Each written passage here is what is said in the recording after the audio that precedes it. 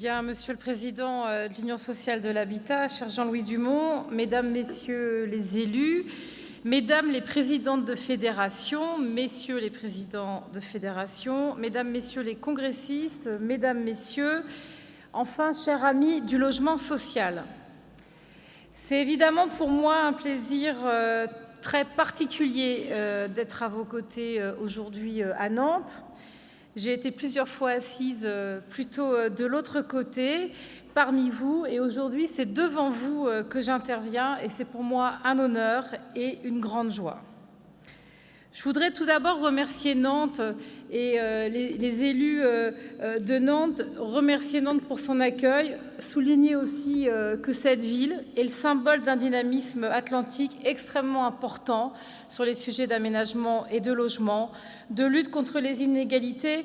Et j'ai encore pu le voir mardi lors de l'inauguration de la résidence Les Fonderies d'Adoma que j'ai inaugurée avec Patrick d'Outreligne. Je voudrais adresser un salut tout particulier à Madame la maire, Johanna Roland, ainsi qu'à la vice-présidente de la métropole, en charge du logement, de l'habitat et des formes urbaines, cher Pascal Chiron. Ce n'est pas un hasard si la même semaine que ce congrès s'est tenu également Climate Change, le forum des solutions dans la lutte contre le dérèglement climatique. Et je crois qu'ici, c'est un symbole. Il ne suffit pas de dénoncer, il faut proposer et surtout, il faut faire. Et je crois que nous sommes ici pour répondre évidemment à ces ambitions. Enfin, Monsieur le Président, je voudrais vous adresser un remerciement chaleureux pour votre accueil, mais également pour les échanges francs et directs qui n'ont pas manqué entre nous ces derniers mois. Et à travers vous, remercier l'ensemble des familles des fédérations HLM, l'ensemble du mouvement HLM, vous remercier pour vos expériences, pour vos échanges, pour votre engagement autour de cette utopie centenaire, autour du logement social. Et je crois qu'avec vos 12 000 administrateurs bénévoles, vos 82 000 salariés, vous portez très bien et très haut les couleurs de cette utopie. Je voudrais aussi rendre hommage aux associations de locataires que j'ai représentées, que j'ai vues 3 fois en 3 jours lors de ce congrès et dire tout simplement que ces associations font partie du mouvement HLM, qu'elles ne sont pas un supplément d'âme du logement social, mais une clé de la qualité de vie des locataires, comme de la capacité à donner aux habitants des clés pour évidemment agir sur leur vie. Alors, Monsieur le Président, vous avez fait de l'innovation et plus encore de l'innovation pour tous le thème de ce 70e congrès. Ce choix, il est à la mesure des défis que doit relever le monde HLM dans une société qui change, comme vous le dites. Et me semble-t-il, cette innovation, c'est quelque chose que vous avez toujours porté dans votre histoire. C'est l'ADN du monde HLM, c'est sans doute aussi la clé de la longévité de ce mouvement. Parce que, me semble-t-il, vos prédécesseurs comme vous-même, vous ne vous êtes pas contentés de construire et de louer des logements. Vous avez toujours inscrit cette activité dans l'ambition de faire société. Et je crois qu'il faut dire les choses simplement. Vous n'améliorez pas les procédés de construction, vous augmentez le confort des habitants. Vous ne construisez pas plus vite, vous répondez à la crise du logement. Vous n'augmentez pas votre offre de services, vous prenez en compte les âges de la vie, l'évolution des besoins. Et c'est cela votre force, c'est cela votre utilité sociale.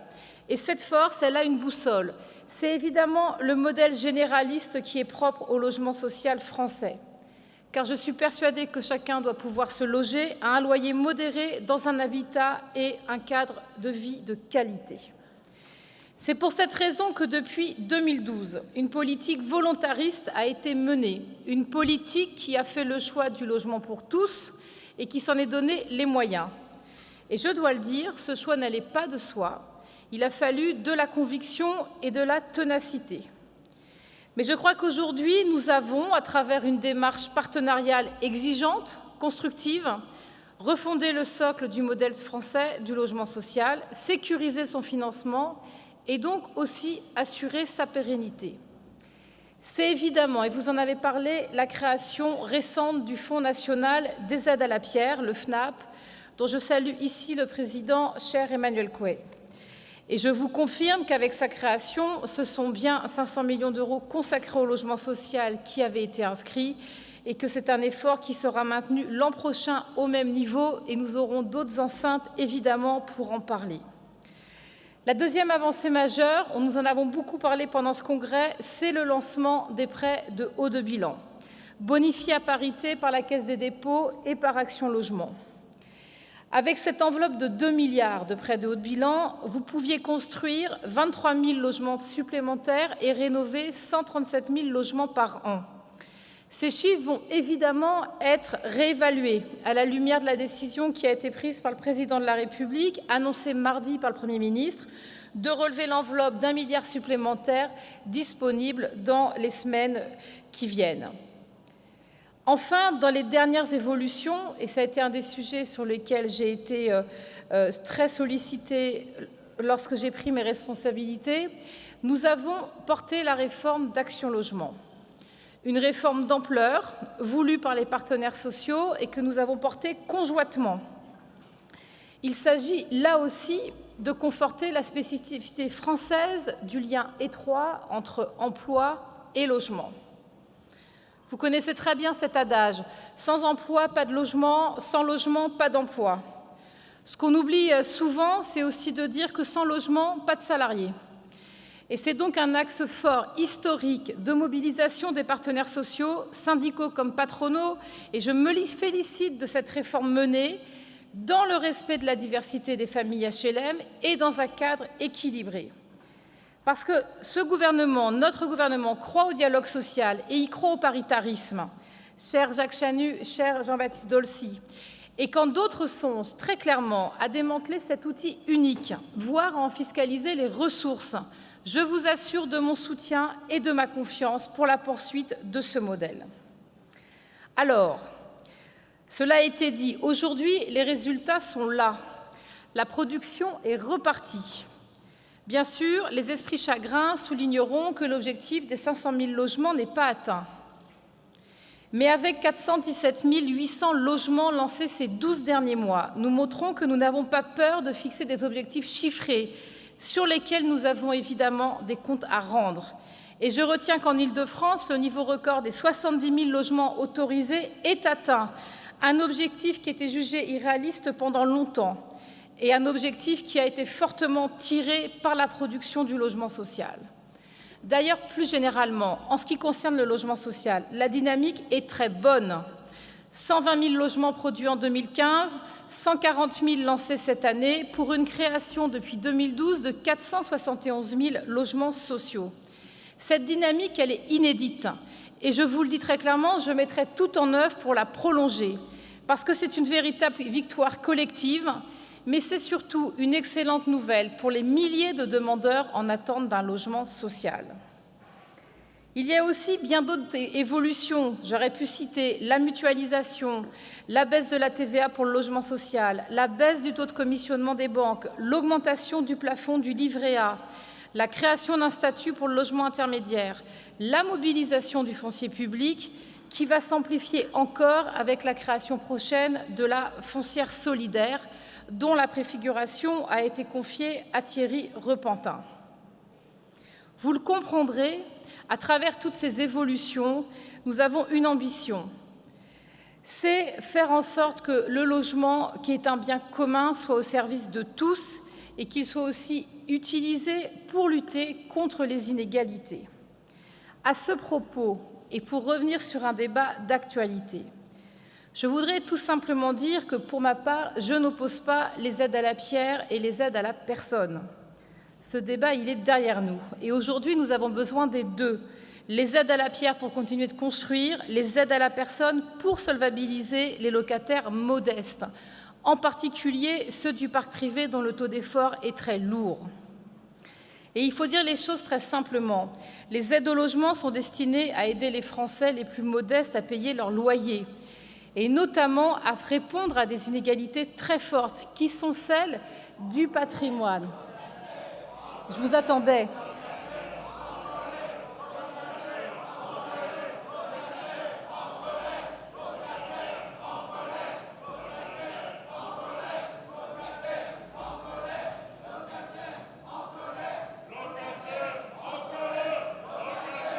On a une petite scénographie qui doit se mettre en place.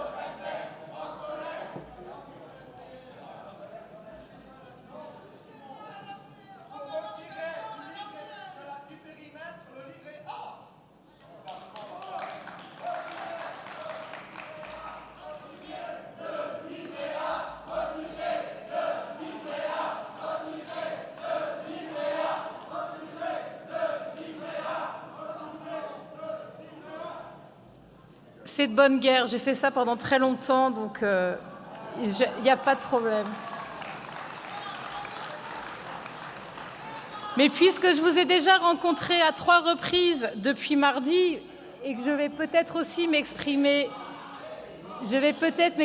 également pour l'ensemble des congressistes, je voudrais quand même rappeler quelques éléments qui peuvent appeler à discussion, mais que je voudrais quand même rappeler. D'une part, oui, les plus fortes inégalités de notre pays aujourd'hui sont les inégalités du patrimoine. Et vous le savez très bien. Le patrimoine médian des ouvriers non qualifiés est de 5 500 €, 6 000 € pour les inactifs, 21 000 € pour les employés. Et sur le plan des tranches d'âge, ce sont des générations entières qui sont aujourd'hui exclues de l'épargne et du patrimoine immobilier. Et c'est pour cette raison que je dis tout simplement que les mécanismes de solidarité doivent se concentrer là où ils sont le plus utiles. C'est un joli slogan, Monsieur Jacquemart. Vous devriez le proposer à la fin. Ainsi, pour vous dire tout simplement les choses, je crois que le logement social est un combat, et a fortiori à l'approche de périodes électorales qui sont propices au dépoussiérage de propositions éculées, au hasard de ce que j'ai entendu ces derniers jours, la vente du logement HLM, l'assouplissement de la loi SRU, voire sa disparition. En ce qui me concerne, ma ligne de conduite n'a jamais varié, elle a toujours été la même, c'est celle d'aider toutes celles et ceux qui peinent à se loger. Les jeunes actifs, les familles qui veulent s'agrandir, les parents isolés qui ont besoin de se reconstruire, les personnes en situation de handicap, les retraités qui n'ont pas pu se constituer un patrimoine et qui sont piégés par le logement cher. Ce combat, il faut le mener avec un certain nombre de convictions. La première, c'est l'égalité et la justice sociale. Aujourd'hui, près de 70% de la population est susceptible de passer entre vos murs. Mais tous n'y parviennent pas. Et en cela, votre patrimoine constitue un reflet assez sincère, parfois cruel, de la mobilité sociale. C'est pour cette raison que l'application de la loi SRU n'est pas négociable. Non pas parce qu'il faut loger les pauvres, mais parce que le logement social, c'est le logement de tous. C'est notre modèle social français, autant que la sécurité sociale et les services publics. Alors, je dis les choses assez simplement. Aux maires qui rechignent à construire ces logements, il faut leur demander comment ils vont loger les enfants de leurs administrés, comment ils accueillent les salariés de leurs entreprises, ainsi que de leur administration. Il n'est pas supportable de voir des communes aujourd'hui cumuler des difficultés pendant que leurs voisines cultivent l'entre-soi. Et il y en a assez de ces territoires qui veulent bien des petits boulots, mais pas de celles et ceux qui les occupent, qui veulent bien des familles, mais pas de n'importe lesquelles.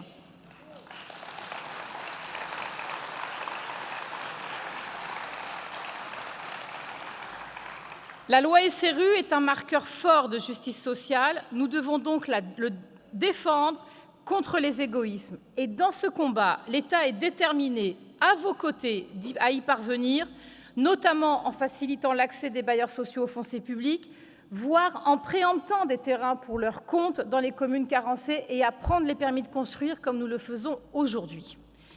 Ma deuxième conviction, c'est que l'attachement au modèle français du logement social n'exclut pas l'attention aux plus démunis.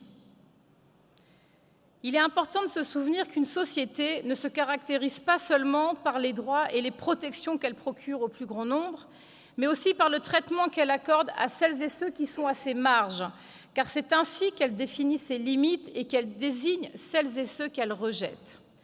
Je veux ainsi citer devant vous 2 chantiers au cœur de nos politiques. Le premier, c'est la mise en œuvre effective du droit au logement opposable, dont la reconnaissance a constitué une formidable avancée. L'année 2015 a été l'année où le 100 millième logement DALO a été relogé. Ce chiffre, qui n'est jamais cité, montre pourtant l'aboutissement d'un travail de tous les acteurs, dont les bailleurs sociaux ont été en premier lieu mobilisés avec l'État. Évidemment, je n'oublie pas le fait qu'ils sont encore des milliers, 58 000, essentiellement en Île-de-France et en PACA, à attendre d'en bénéficier effectivement. Mais je suis aussi déterminée à faire reculer la stigmatisation qui s'attache aux requérants d'ALLO. Faut-il rappeler qu'ils sont majoritairement des ménages d'actifs, dont la moitié a des revenus supérieurs au SMIC. Nous devons donc faire une plus grande place dans le parc social à ces familles, dont beaucoup sont en situation d'urgence, et je sais que je peux compter sur vous pour y parvenir. Le second sujet, c'est le travail contre l'habitat indigne et l'intervention sur les copropriétés dégradées, des sujets sur lesquels vous nous accompagnez. Vous avez un rôle à jouer et vous êtes même parfois, d'un point de vue du territoire, les mieux placés. Vous êtes parfois les mieux à répondre aux besoins de relogement, à racheter des lots dans des immeubles, voire à mener à bien des démolitions et à reconstituer le parc. Et c'est pour cette raison que nous avons inscrit ces engagements dans la feuille de route que nous avons signée aujourd'hui.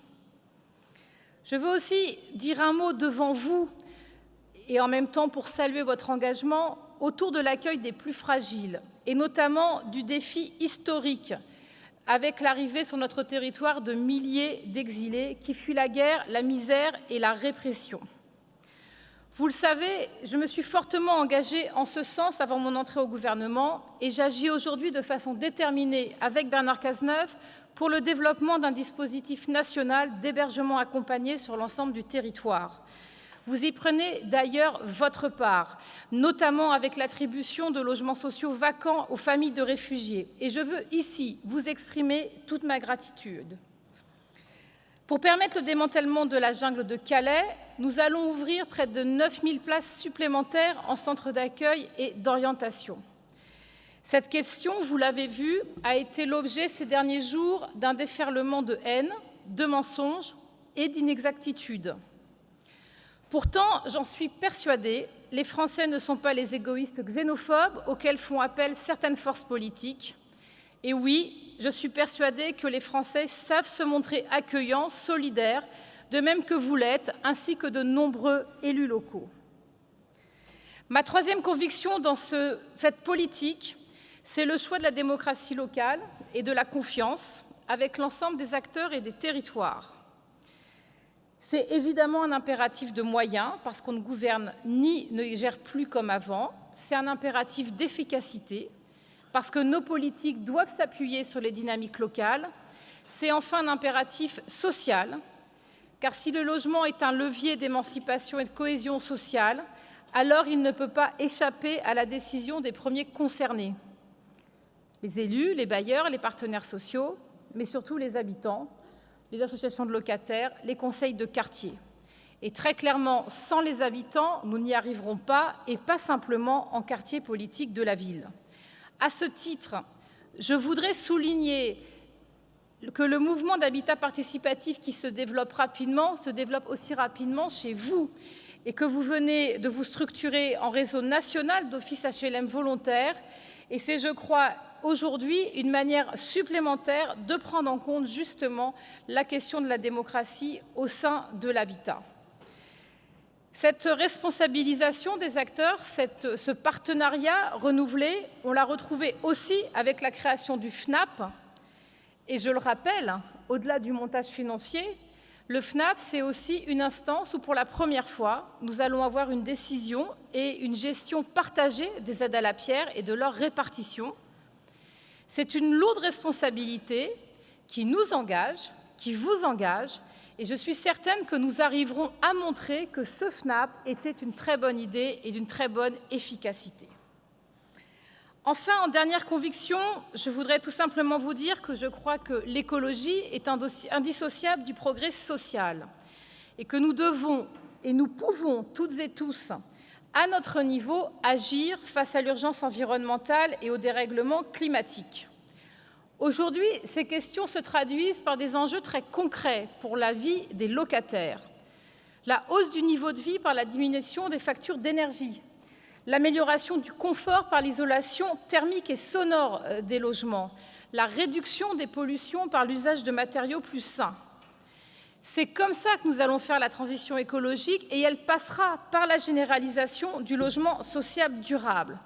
Et je le rappelle, c'est aussi un enjeu économique et d'emploi parce que derrière les chantiers de rénovation, c'est évidemment toute une histoire économique, un certain nombre d'emplois qui est absolument nécessaire de développer et de pérenniser. Ainsi, il me semble que faire de la transition écologique du bâtiment et du logement, c'est le sens du travail accompli conjointement depuis plus d'1 an pour préparer notamment la future réglementation environnementale énergie-carbone.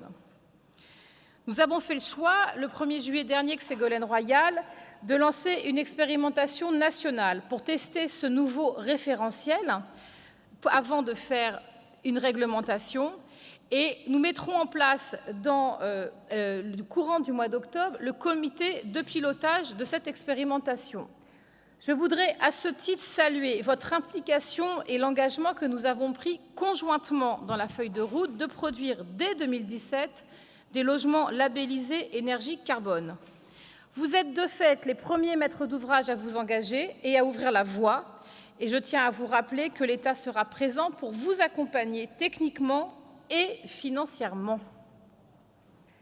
Au-delà de la construction neuve, je voudrais aussi évoquer un sujet que vous connaissez bien, qui est la question de la rénovation du parc amianté. C'est un sujet d'ordre majeur sanitaire, technique et économique. Et pratiquement tous les bailleurs sont confrontés à cette problématique et de trop nombreux projets de rénovation sont bloqués, faute d'avancées sur ce sujet. C'est pourquoi nous consacrons 20 millions d'euros dans le cadre d'un plan de recherche et de développement sur l'amiante que nous avons présenté ce matin. Je souhaite évidemment encore accélérer cette démarche et c'est pour cette raison qu'en accord avec les ministères de la Santé, de l'Environnement et du Travail, nous allons installer d'ici la fin de l'année une commission nationale d'évaluation des nouveaux process liés à l'amiante qui vous permettront, comme nous l'avons démontré ce matin, de pouvoir ouvrir des chantiers avec des process qui sont moins coûteux, moins bloquants au niveau des programmes de réhabilitation et qui vous permettront de faire face à ce défi de l'amiante. Ces 3 convictions orientent donc nos politiques et nos choix pour l'avenir. Alors pour l'avenir, il y a des sujets assez simples. Un très rapide à venir dans les jours qui viennent, c'est la suite de la discussion du projet de loi égalité-citoyenneté, dont nous avons déjà beaucoup parlé. Un texte qui a été voté au mois de juillet à l'Assemblée nationale, dont il ne reste pas grand-chose aujourd'hui au Sénat. Un texte qui porte des objectifs simples de transparence dans l'attribution des logements sociaux, de mixité et aussi de renforcement de la loi SRU. Les sénateurs ont préféré détricoter cette loi et vider notamment tout le dispositif de la loi SRU de sa substance. Je peux vous dire qu'en tant que militante du logement social, je pourrais éprouver quelque colère face à ces atteintes à l'esprit même d'un texte destiné à renforcer la mixité, la mobilité et la cohésion sociale. Mais en tant que responsable politique, j'y vois presque un dévoilement salutaire des intentions de celles et ceux qui spéculent sur les inégalités, qui spéculent sur les fractures sociales ou sur les pratiques discriminatoires. Alors soyez-en assurés. En tant que ministre, cela ne fait que renforcer ma détermination à faire aboutir ce texte et à rétablir l'ensemble des dispositions que nous avions adoptées sur le sujet en première lecture. La deuxième question, évidemment, c'est les lois de finances et le loi de finances pour 2017, avec notamment le budget du logement. Je vous l'ai dit, le logement et en particulier le logement social est une priorité du gouvernement depuis 2012. Certains me diront qu'il s'agit de propos convenus. Or, en matière de priorité gouvernementale, l'heure de vérité arrive toujours avec la loi de finances.